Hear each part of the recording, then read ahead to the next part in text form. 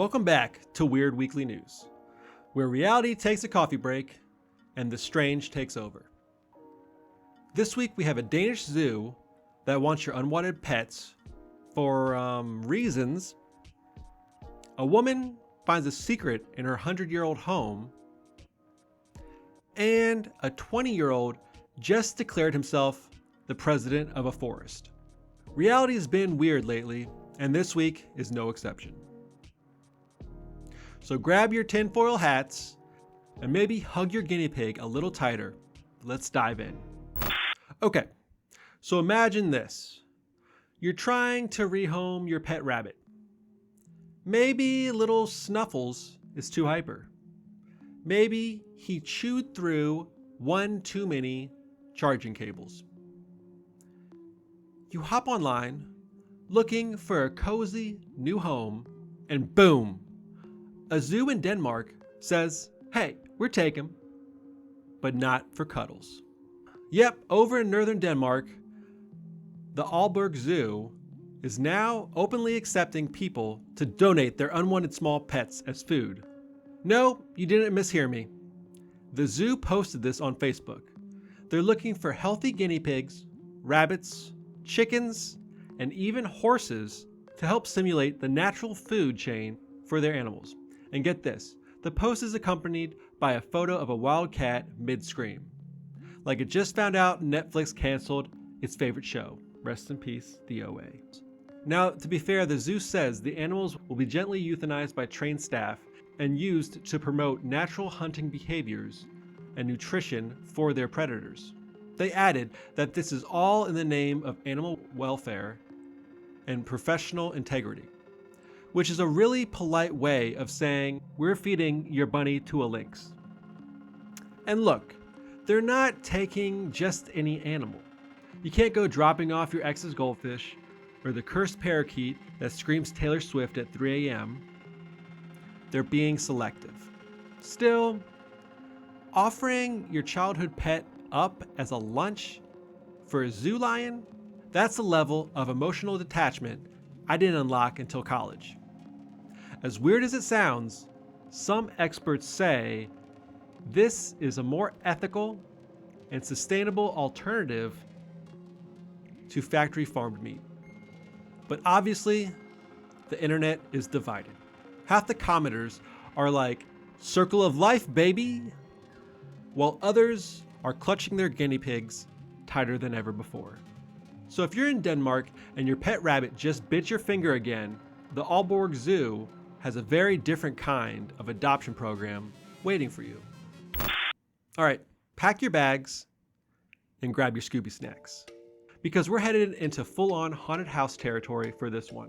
A woman in Washington State, Reddit user Pack NW Quarter 8, was doing a little home renovation when she knocked out a wall, expecting to make room for a walk-in linen closet.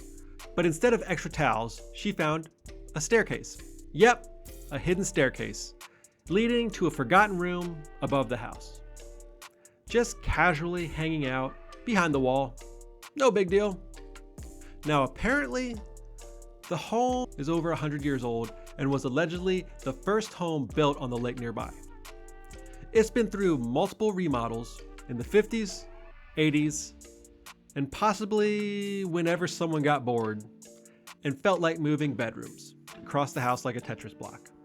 Seriously, one of the previous owners allegedly moved the entire main bedroom to the other side of the house. I don't even know what that means. Did they lift it up with a crane? Did the bedroom just grow legs and just walk across the hallway? Anyway, this newly discovered staircase leads to a second attic space, complete with original wallpaper, old light fixture placements, and crumpled up newspapers from the 1950s. Because if you're going to find a secret room, it better have some historical trash. She found an October 8th, 1950s article from the Seattle Post talking about the Historical Society encouraging people to learn more about the city's past, which is kind of poetic, since this woman literally busted into a piece of hidden history. People on Reddit, as always, were quick with suggestions. Everything from make a secret vault to turn it into a hidden reading nook, to build a panic room for when the squirrels finally rise up. Which, after last week's story about meat-eating squirrels, not the worst idea. Now, the current homeowner is debating what to do next. Raise the ceilings, renovate the attic, build a portal to Narnia. She said it's been kind of a trip trying to figure out what the original design of the house even was. And honestly, I feel that. I once tried to follow the IKEA instructions for a bookshelf and ended up with a medieval torture device. But seriously, finding a staircase to a secret attic in your own house, that's straight out of a movie. Actually, anyone remember the 1996 Suzy Q movie? I think it had the Pink Ranger in it. Pretty sure they had a secret room, but that movie did come out almost 30 years ago, so I could be mistaken. One commenter even said, "This is my dream, but my house is way too small to hide anything." That sounds like a challenge to me. So whether it's a relic from the past or the start of the next great escape room, one thing's for sure. Always knock before you renovate. You never know what's behind the wall. Let's end things with a story that's equal parts bizarre, bold, and borderline genius. Meet Daniel Jackson, a 20-year-old British digital designer who just casually announced that he is now the president of a brand new country. Yep, you heard right.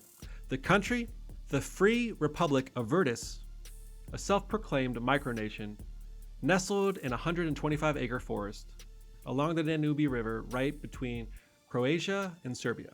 And yes, he's completely serious.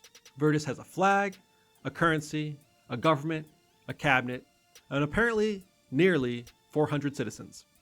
Now, before you start checking Expedia for flights, Weirdsville isn't exactly on TripAdvisor. It's located in what's known as Pocket 3, a disputed slice of land that neither Croatia nor Serbia claims. So naturally, Daniel saw that and went, "Yo, no one owns this? I call it." The idea first started when he was just 14, goofing off with a couple of friends. You know, normal teen stuff, starting your own country. By 18, he was writing laws, designing a flag, and setting up a full-blown government. I mean, I couldn't even commit to finishing a group project at that age. Now, Weirdsville uses the euro, speaks English, Croatian, and Serbian, and is only accessible by boat from Osijek, Croatia. Which sounds kind of peaceful until you find out the Croatian police have already deported him and a few of his fellow settlers. Yep, they didn't take kindly to the whole new country on your border thing. Jackson was slapped with a lifetime ban from entering Croatia. Their reason?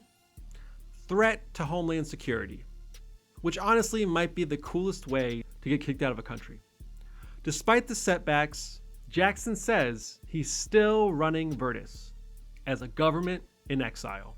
It's basically like real-life SimCity, except the cops show up and deport you.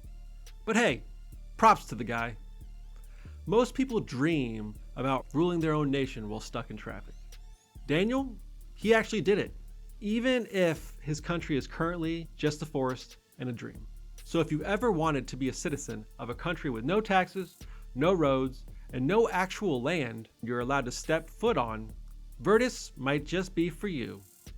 And that's a wrap on this week's Weird Weekly News, where we explore Danish zoos requesting your pet bunny for nutritional enrichment, hidden staircases, and secret attic rooms discovered behind walls, and a guy who just decided to start his own country. Because why not? The world's a weird place, and we're just here to document the madness.